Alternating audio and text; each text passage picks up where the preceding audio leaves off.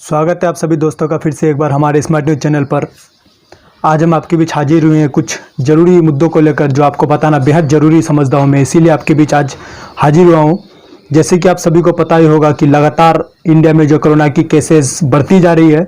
और लोगों से मैं अपील करता हूं कि जो लोग सरकार के तरफ से जो इंस्ट्रक्शन निकल रही है, जो इसको फॉलो नहीं कर रहे हैं, इग्नोर कर रहे हैं, तो उन लोगों से मैं दरख्वास्त करता हूं प्लीज़ आप सरकार के तरफ से जो भी इंस्ट्रक्शन निकल रहे हैं उसको फॉलो करें, उसको माने। क्योंकि इंडिया में अभी जो केस है लगातार जिस प्रकार से बढ़ती जा रही है तो वाकई में एक चिंता का विषय बन गया है। आपको मैं कुछ आंकड़ा बता दूं कि अब तक इंडिया में कितना कोरोना फैल चुका है, किस राज्य में कैसा कोरोना फैल चुका है, आपको मैं कुछ एक झलक आपको दिखाने की ज़रूरत समझता हूं। तो चलिए हम सबसे पहले बात करते हैं कि इंडिया में अब तक ऑल ओवर इंडिया में टोटल कोरोना की जो केसेस हो चुकी है 59,765 टोटल केसेस हो चुका अब तक, जिसमें मरने वाले की संख्या है 1,986, जिसमें रिकवर ठीक होने की संख्या है जो अब तक ठीक होकर डिस्चार्ज हो चुके हैं 17,897।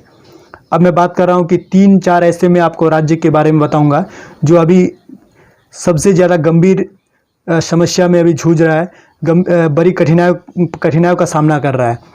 वैसे मैं आपको बता दूं सबसे पहले नंबर पर अगर कोई राज्य इस वक्त चिंतित है तो वो है महाराष्ट्र में टोटल अब तक केस हो चुका कोरोना का 19,063, जिसमें से मरने वाले की संख्या 731 और रिकवर होने वाले पेशेंट की संख्या 3,470। इसी प्रकार मैं बात करूं दूसरे नंबर पर अभी गुजरात बना हुआ है। गुजरात में टोटल कोरोना वायरस की केसेज जो हो चुका है 7,402 और इसमें मरने वाले की संख्या 449 और रिकवर जो हो गई अब तक जो पेशेंट डिस्चार्ज हो चुका है 1,872। इसी प्रकार मैं आपको दिल्ली का कुछ आंकड़ा दे दूं। दिल्ली में टोटल अब तक जो केस हो चुका है 6,318, जिसमें मरने वाले की संख्या 68 और रिकवर होने वाले की संख्या 2,020 आपको मैं बता दूं। इसी प्रकार मैं आपको हमारे बिहार से सटी हुई जो बगल के राज्य है पश्चिम बंगाल में उसका आपको कुछ खबर बता दूं कि पश्चिम बंगाल में अब तक जो टोटल केस हो चुका है 1,678, जिसमें से मरने वाले की संख्या 160 और रिकवर होने वाले की संख्या 364 अब तक ठीक हो चुके हैं। अब मैं आपको बता दूं कि बिहार की जो हालात क्या सिचुएशन उसको लेकर आपको थोड़ी सी गंभीर, आपको थोड़ी सी सतर्क होने की ज़रूरत है ऐसे सिचुएशन पर, जबकि इस वक्त पूरे जो माइग्रेंट्स लेबर है, जो प्रवासी मजदूर दूसरे राज्य से अपने बिहार में आ रहे हैं, उसको लेकर वाकई में एक चिंता का विषय है। क्या सही प्रकार से वो क्वारंटाइन में सही तरह से अपनी जिम्मेदारी निभा रहे हैं कि नहीं, इसको लेकर मैं आपको बिहार के कुछ डेटा आपको बता दूँ कि बिहार में अब तक जो कोरोना की केसेस फैल चुका है वो 571 अब तक हो चुका है। मरने वाले की संख्या 5, जिसमें रिकवर हो चुका है 297 अब तक। इसी प्रकार मैं आपको बता दूं कि कटिहार जिले में अब तक जो केस कोरोना के हो चुका है वो 11 केस अब तक हो चुका है। और कटिहार जिले से सटा हुआ जो हमारे पश्चिम बंगाल के एक ज़िला है उत्तर दिनाजपुर, उसका मैं आपको हाल बता दूं। अब तक 3 केस वहां पर पॉजिटिव आ चुका है। उत्तर दिनाजपुर के रायगंज शहर में सबसे ज़्यादा 2 पेशेंट पाया गया, खबर दे दिया। अब मैं आपको बता दूं असल में ये डाटा मैं आपके सामने इसलिए पेश किया हूँ क्योंकि जिस प्रकार बिहार के कुछ लोग जो है लॉकडाउन का उल्लंघन कर रहे हैं, अभी तक उनको लॉकडाउन का सही माने वास्तव में मीनिंग क्या वो अभी तक नहीं समझ में आ रहे हैं और खुलेआम जो है लॉकडाउन का उल्लंघन कर रहे हैं। इसीलिए मैं आपके साथ आपके पास ये डेटा पेश करने के लिए ज़रूरत समझा और आपको मैं बता दिया, क्योंकि एक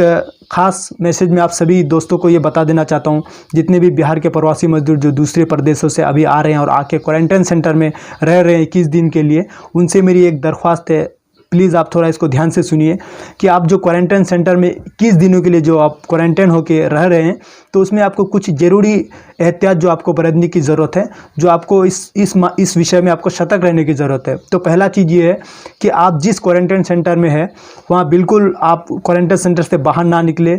और वहाँ जो है सोशल डिस्टेंस का भी मेंटेन रखें। और दूसरी बात कि आपके घर से कोई भी अगर हमारे खास करके कटिहार डिस्ट्रिक्ट बारसे प्रखंड के अंतर्गत जितने भी लोग हैं उनसे मैं कहना चाहता हूं कि आपके घर से अगर कोई राशन या कुछ खाना कुछ भी आपको पहुंचाने के लिए जा रहा है तो आप एक चीज़ उनसे निश्चित हो जाइए कि जो बर्तन आपको परमानेंट के तरफ से, अगर परमानेंट के